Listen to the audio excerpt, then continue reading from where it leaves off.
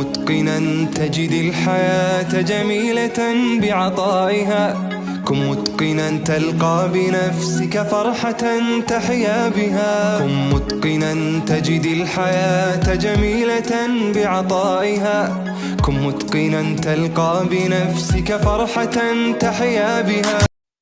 بسم الله الرحمن الرحيم. الحمد لله رب العالمين، وبه نستعين على أمور الدنيا والدين، وبعد. السلام عليكم ورحمة الله وبركاته.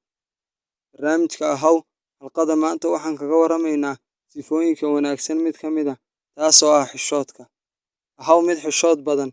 Xishoodka waxa uu ka mid yahay sifooyinka wanaagsan ee Alle ku amaanay addoommadiisa. Alle markuu amaanayay xishoodka waxa uu yidhi: walibaasu taqwa daalika khayr. Dar waxa ugu fiican dharka Alle ka cabsiga. walibaasu taqwa waxa lagu micneeyaa xishoodka.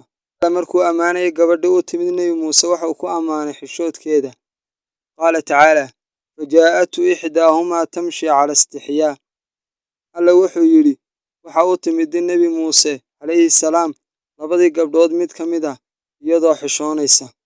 Nebigu calayhi salaatu wasalaam wuxuu yidhi nebiyadii hore hadallada laga soo gaadhay waxaa ka mid ah: haddaad xishoon weydo waxaad doonto samee. Cabdillaahi bin Cumar waxa uu yidhi nebigaa soo maray calayhi salaatu wasalaam nin ku canaananaya walaalkii xishoodka. Waxa uu ku lahaa maad xishoonuun. Markaa buu ku yidhi nebiga calayhi salaatu wasalaam iska daa xishoodku iimaanku ka mid yahay. Nebiga oo ammaanaya xishoodka waxa uu yidhi xishoodku ma keeno ilaa wanaag mooye. Hadallada laga yidhi xishoodka waxaa ka mid ah: qofka xishoodkiisu yaraado waxa yaraada xalaal miirashadiisa. Qofka xalaal miirashadiisu yaraato waxa dhinta qalbigiisa. Fudayl bin Cayaad waxa uu yidhi 5 arrimood guuldaraday ka mid yihiin: qalbi adayg, il adayg. Il adayga waxa uu jeedaa Alle dartii oo qofku ilmeyn. Xishoodkoo yaraada, adduun jacayl iyo hididiilo dheer. Faa'iidadiisa waxaa ka mid ah xishoodka inuu keeno khayr. Xishoodku wuxuu ka mid yahay qaybo ka mid ah iimaanka weeye. Qofka xishooda waxa uu ka fogaadaa fadeexadda adduun iyo fadeexadda aakhiro. Qofka xishooda waxa uu sameeyaa wax Alle u dhoweynaya.